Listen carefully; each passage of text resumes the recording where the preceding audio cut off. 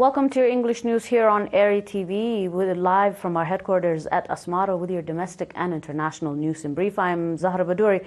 Here are your exclusives for this hour. Eritrean delegation addresses African Commission on Human Rights session. Festival of the College of Business and Social Sciences at the Qayyah. Russia urges India and Pakistan to resolve tensions through diplomacy. U.S. plans to end International Space Station before the year 2030. And on your news in brief, the Eritrean delegation led by Mr. Binyam Berhe had charged the affairs at the Eritrean embassy in Ethiopia and a permanent representative to the African Union and the Economic Commission for Africa addressed the 83rd Ordinary Session of the African Commission on Human and People's Rights. The session is being held in Banjul, the Gambia, from 2 to 22nd of this May. In his address, Mr. Binyam stated that the international system is undergoing rapid realignment and that the unipolar power structure is in a state of transition or flux. As a result, the core idea that once underpinned the fading system are no longer accepted as the sole paradigm. The realm of human rights, those who previously claimed to be its guardians have frequently ignored egregious atrocities committed by their allies. Mr. Binyam further emphasized that this is an opportune time for Africa to assert ownership and control over its human rights agenda, align its human rights priorities with the border continental objectives, and reaffirm the role of African countries as the primary actor in promotion and protection of the rights of their population.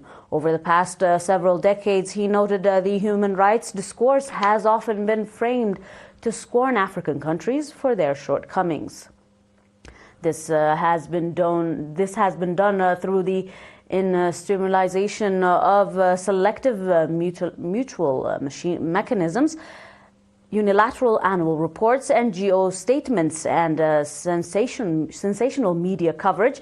It is common to see countries claiming ownership of human rights values, taking it upon themselves to judge the performance of African states at every opportunity. Mr. Binyam also referred to a recent disclosure by the U.S. government regarding the funding on non-governmental organizations involved in human rights advocacy. He stated that the revelation confirms long-standing concerns that many of these organizations primarily serve to advance the political agendas of their funders and amplify prepared talking points.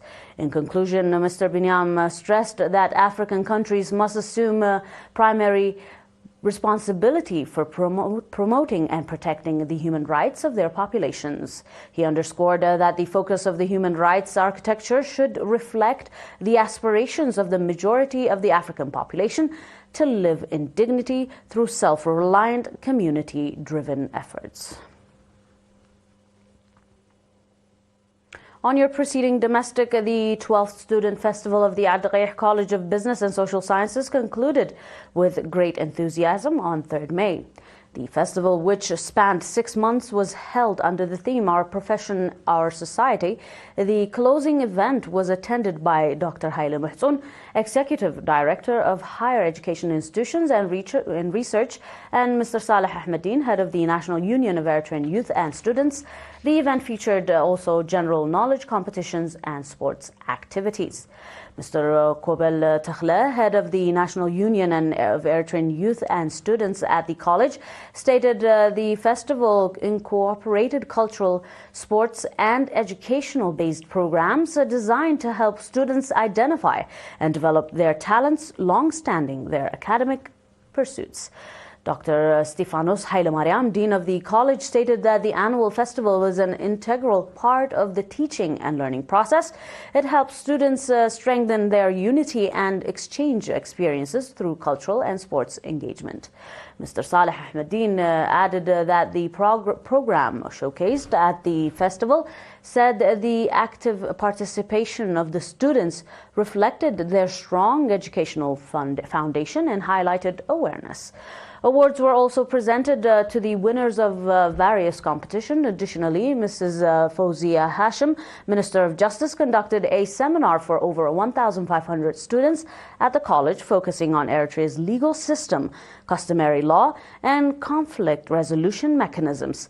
She urged the students to deepen their understanding of these areas.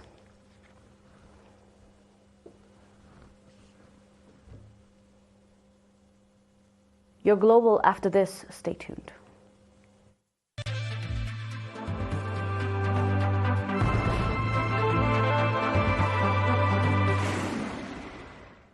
On your international line, Russian Foreign Minister Sergei Lavrov called on India and Pakistan to resolve their differences through diplomatic effort in a phone conversation with Indian Minister of External Affairs Subrahmanyam Jaishankar on Sunday.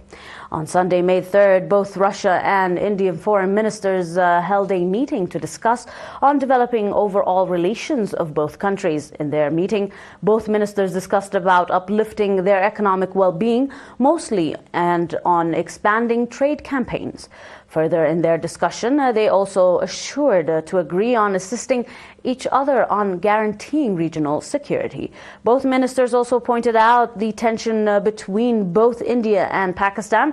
Russia, however, kindly wills to help in keeping peace and easing military tensions between Pakistan and India. However, Russia calls for both India and Pakistan to take diplomatic measures as neighboring countries to further ease this military tension between them. Nowadays, India and Pakistan are known to have already owned their own nuclear weapons, thus raising fear of opening war due to the existence of military tensions, if not remedied immediately. And on your final report, a federal roadmap calls for reduced staffing and an expansion role for private companies in space operations. The U.S. government has confirmed it will begin winding down operations on the International Space Station with the goal of retiring the orbiting lab by the year 2030. The decision is included in the White House fiscal year 2026 discretionary budget request released on Friday. However, NASA first detailed the plan to decommissioned the ISS in December 2021. This was retreated in follow-up documents published in the early 2022. NASA is expected to rally more heavily on the private sector to maintain a U.S. presence in low Earth orbit.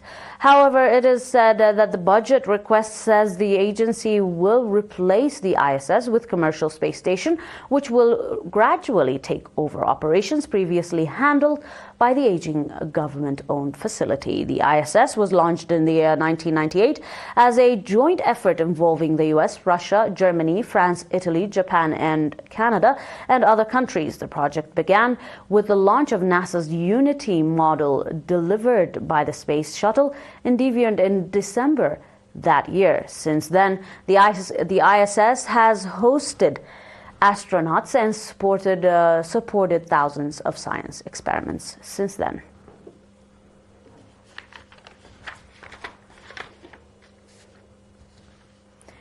Dear viewers, that is all for now with your domestic and international news in brief. Do stay tuned here on ERi-TV for more of your exclusive news on domestic and global reports. Until then, this is a recap of your exclusives for this hour.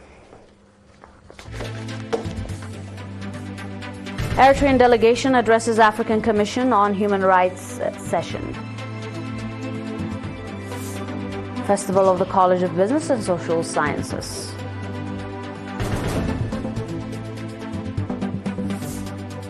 Russia urges India and Pakistan to resolve tensions through diplomacy measures.